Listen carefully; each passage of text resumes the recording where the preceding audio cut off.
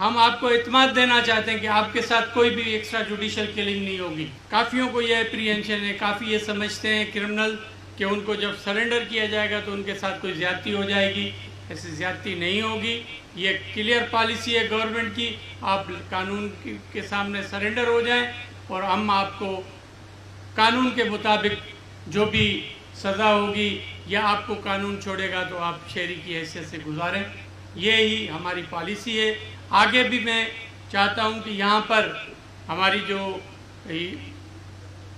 हमारे सरदार साहिबान बैठे हुए हैं, यहाँ हमारे पास DIG साहिबान हैं, सेक्टर कमांडर बैठे हैं, यहाँ जो हमारी लॉ इन्फोर्समेंट एजेंसीज बैठी हुई हैं, आपको हेल्प आउट करेंगे सरेंडर के लिए।